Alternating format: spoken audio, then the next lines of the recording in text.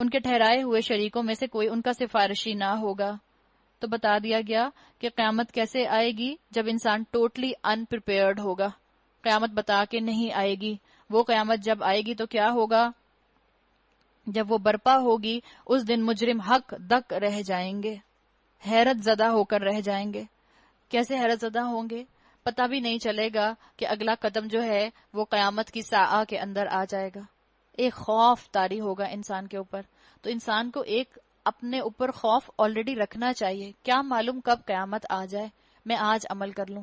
ایک اسٹوڈنٹ کو آپ دیکھیں، آپ کو بھی اپنا بچپن یاد آئے گا جو آپ میں سے پڑھ چکے، اپنی سٹڈیز کمپلیٹ کر چکے۔ جب ڈیٹ شیٹ ملتی تھی اور ایگزامز ہونے والے ہوتے تھے تو ہم اپنی ڈیٹ شیٹ نکال نکال کے دیکھا نہیں کرتے تھے کون سا ایگزام کس دن ہے، کون سا ایگزام کس دن ہے، کہیں بھول نہ جائیں، کہیں غلطی نہ ہو جائے کہ کہیں پیپر جو ہے وہ آگے پیچھے ہو جائیں۔ تو اس قیامت کے لیے بھی اگر آپ اور میں پریشان رہیں تو بہتر ہے، اس قیامت کے لیے بھی اگر آپ اور میں فکر کریں تو یہ فکر بہتر ہے کہ یہ نہ ہو کہ جس امتحان کے لیے مجھے اور آپ کو بھیجا گیا ہے ہم اس امتحان کی جگہ کسی اور ہی چیز کی تیاری میں لگے رہیں۔ تو قرآن کو سنیں، قرآن کو سمجھیں، قرآن پر عمل کریں تاکہ قیامت کی تیاری میں اور آپ اپنی اسی زندگی کے اندر قیامت آنے سے پہلے کر سکیں۔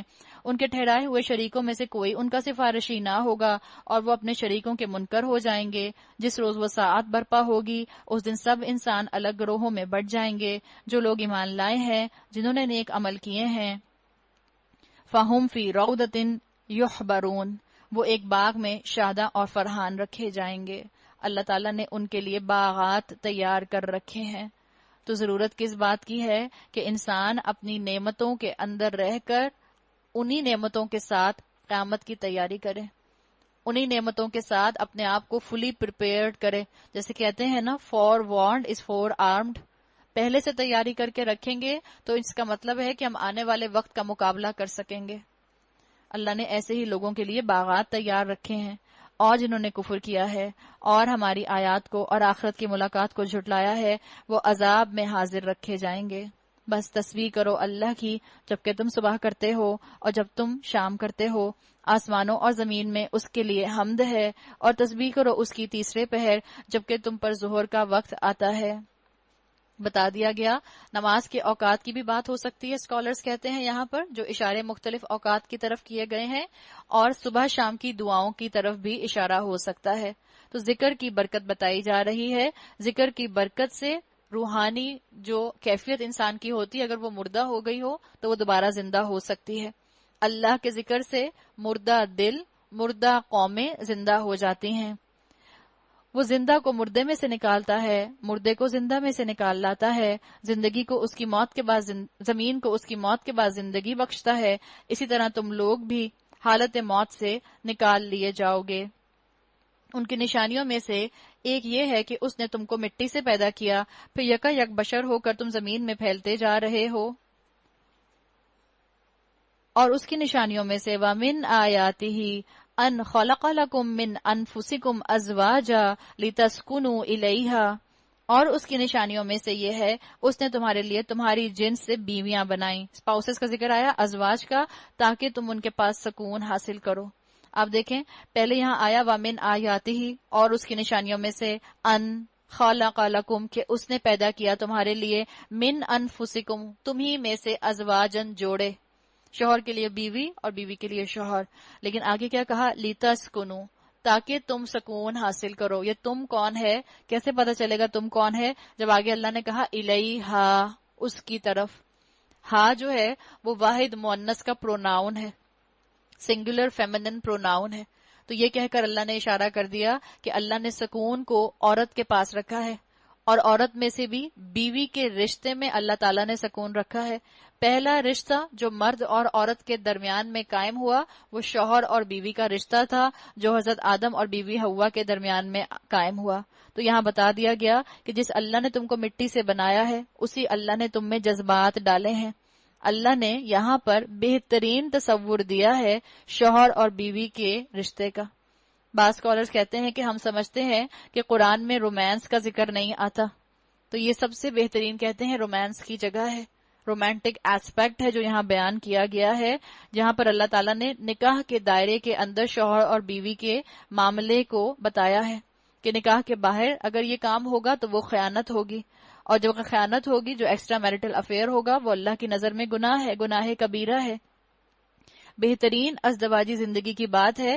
اور بہترین ازدواجی زندگی کب ہوتی ہے؟ جب جو بیویاں ہیں وہ شوہر کی مزاج شناس ہوں. مزاج شناس شوہر بھی ہوں تو بھی اچھا ہے، لیکن بیوی مزاج شناس ہوتی ہے تو اس کا بڑا فائدہ ہوتا ہے. آپس میں سینس آف ہیومر ہونا چاہیے. اچھی بیوی کیا؟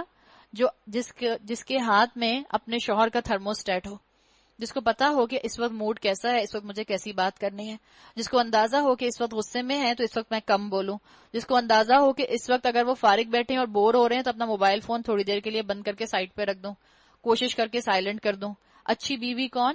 مزاج شناس بیوی کون؟ جو اپنے شوہر کی شکل دیکھ کر موڈ کو سمجھ جائے کہ کیسے ہے.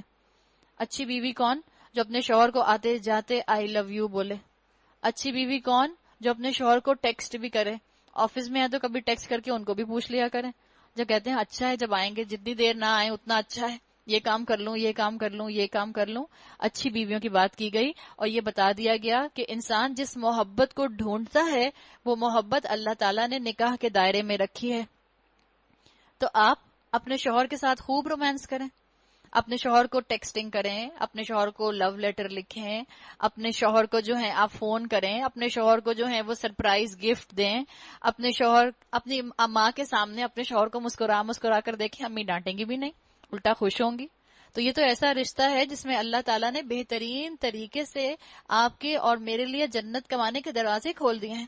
اللہ کے رسول صلی اللہ علیہ وسلم نے فرمایا، نیک عورت، نیک بیوی جو 5 وقت کی نماز پڑھے، رمضان کے روزے رکھے، اللہ کی فرما بردار ہو اور شوہر کی فرما بردار ہو، امانت دار ہو، جنت کے جس دروازے سے چاہے داخل ہو جائے.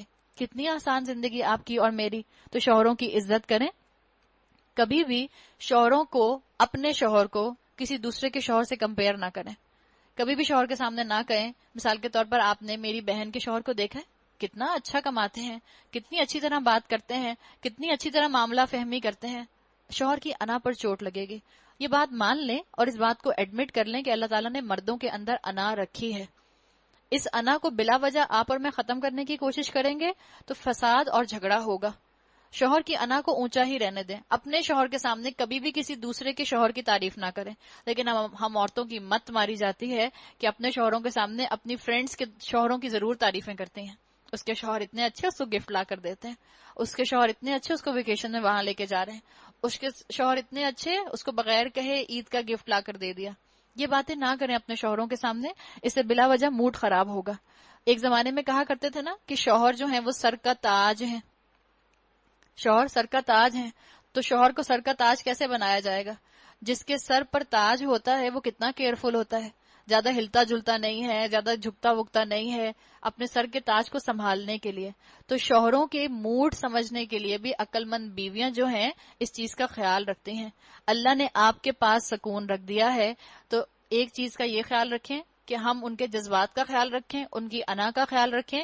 پھر اسکالرز یہ بھی کہتے ہیں کہ جو اچھی بیویاں ہوتی ہیں وہ اپنے سلیقے سے اپنے شوہروں کا دل جیت لیتی ہیں. سلیقہ بھی ایک طریقہ ہوتا ہے کہ شوہروں کا دل جیت لیا جائے. کبھی بھی قرآن کو، قرآن کی کلاس کو، کسی کورس کو، کسی قرآن کی محفل کو انسان اسکیپ روٹ نہ بنائے کہ گھر جو ہے وہ بیابان پڑا ہے، گھر کی کسی کو قدر نہیں، گھر میں جو ہے ادھم مچا ہوا ہے اور آپ اور میں اپنا بیگ سنبھالیں اور قرآن سنبھالیں اور نکل کر باہر آ جائیں. عورت اسکیپ روٹ نہیں کرتی. سلیقے کے ساتھ گھر کو بھی مینج کریں، سلیقے کے ساتھ جو ہے آپ اپنی قرآن کی کلاس بھی چلائیں. اللہ تعالیٰ دیکھیں کیسے آپ کے شوہر کے دل میں آپ کی محبت ڈال دیں گے. تو مزاج شناس بننے کے لیے بہت ضروری ہے کہ انسان اس آیت کے اوپر تفکر کرے. اللہ تعالیٰ اس کے انشاءاللہ دل کو کھول دے گا. اور اللہ تعالیٰ سب بچیوں کو توفیق دے کہ جب وہ شوہروں والی بنے اور جو شوہروں والی ہیں وہ بہترین طریقے سے اپنے شوہروں سے محبت کرنے والی ہوں. سافٹ سکلز اپنی بیٹیوں کو سکھائیں تاکہ ان کو گھر چلانے آئیں. آج ہمارے معاشرے میں ہم جس دور میں رہتے ہیں اس دور میں اوور ایکسپیکٹیشنز ہیں. شوہر کو بیوی سے اوور ایکسپیکٹیشنز ہیں، بیویوں کو شوہروں سے اوور ایکسپیکٹیشنز ہیں. اور ان اوور ایکسپیکٹیشنز کا ایک بہت بڑا روٹ کاز ہمارا میڈیا ہے. ہر وقت پلکیں جھپکاتی ہوئی خوبصورت سی جو ہے وہ گرل فرینڈ نظر آتی رہتی ہے. ہر وقت گرل فرینڈ کی تعریفیں کرتا ہوا شوہر نظر آتا رہتا ہے، یا ٹی وی میں اگر آپ کو ڈراموں کے اندر یا فلموں کے اندر شوہر دکھائے جاتے ہیں تو وہ بھی جو ہر وقت بیویوں کے ناز نخرے اٹھا رہے ہیں. ہر وقت ایسا نہیں ہوتا. ہم سب جانتے ہیں جو شادی شدہ ہیں پریکٹیکل لائف میں ایسا ممکن نہیں ہوتا. ہر وقت شوہر آپ کے پیچھے پیچھے نہیں پھر سکتا. ہر وقت شوہر آپ کے لیے گفٹ نہیں لا سکتا. ہر وقت شوہر جو ہے وہ آپ کو پیمپر نہیں کر سکتا. کبھی اس اللہ کے بندے کو غصہ بھی آ سکتا ہے، کبھی وہ باہر کی کسی ٹینشن میں بھی ہو سکتا ہے، کبھی آپ کا اور اس کا جھگڑا بھی ہو سکتا ہے. تو بی پریکٹیکل. زندگی کی چاشنی انہی چیزوں کے ساتھ ہے. اگر ہم نے اپنے کرائیٹیریا کو صرف اور صرف فیری ٹیلز کے ذریعے بنا لیا تو ہمارے ذہن میں صرف پرنس چارم ہی آئے گا، وہ جو کبھی بھی اپنی پرنسس کو نہیں ڈانٹتا، وہ جو ہر وقت اس کا جوتا لے کر اپنی پرنسس ڈھونڈتا رہتا ہے. ہمارے بچوں کے ذہنوں میں تو وہی کانسیپٹ آ گیا، پرنس اور پرنسس والا. اس طرح سے گھر نہیں بنتے. مزاج شناس بننا ہوگا، اور اس مزاج شناسی کی وجہ سے گھروں کے اندر سکون ڈیویلپ ہوتا ہے. اللہ نے کہہ دیا وَجَعَلَ بَيْنَكُمْ مَوَدَّةً وَرَحْمَةً. اللہ نے بیویوں کو بنایا تاکہ تم اس کے پاس سکون حاصل کرو، اور تمہارے درمیان محبت اور رحمت پیدا کر دی. یہ محبت اور رحمت پیدا کب ہوگی؟ جب بیوی مزاج شناس ہوگی. اور بیویوں کا مزاج شناس ہونا کس چیز سے ثابت ہوتا ہے؟ اگر آپ کو موقع ملے حضرت خدیجہ رضی اللہ عنہا کی سیرت پڑھیے، کتنی مزاج شناس تھی. حضرت خدیجہ رضی اللہ عنہا، آپ صلی اللہ علیہ وسلم ان سے اپنی ہر بات ڈسکس کیا کرتے تھے. جب وحی آئی پہلی تو پریشان ہو گئے. گھر آئے، اب یہ نہیں کہ خاموشی 10 دن تک خاموشی، 20 دن تک خاموشی، اور بیوی کو کچھ بتا ہی نہیں رہے، باقی باہر فرینڈز کو جا کے سب کچھ بتا رہے ہیں. نہیں، سب سے پہلے اپنی بیوی کو بتایا، اس لیے کہ ان کو پتا تھا کہ ان کی بیوی ان کو اچھا مشورہ دیں گی. حضرت خدیجہ کیا کرتی تھی جب کفار اللہ کے رسول صلی اللہ علیہ وسلم کے اوپر مختلف ٹائٹلز لگایا کرتے تھے؟ جا کے کفار کا مقابلہ نہیں کیا کرتی تھیں، اپنے شوہر کو تسلی دے دیا کرتی تھیں. مزاج شناس تھی. جب انہوں نے دیکھا کہ اللہ کے رسول پریشان ہے کہ ان پر کوئی فرشتہ آیا ہے، کیا وہ فرشتہ تھا یا وہ جن تھا یا وہ کیا تھا، وہ خواب تھا، تو حضرت خدیجہ نے کہا کہ اللہ آپ کو رسوا نہیں کرے گا، آپ تو غریبوں کا خیال رکھتے ہیں، آپ اللہ کے نیک بندے ہیں. یہ ہوتی ہے مزاج شناس بیوی.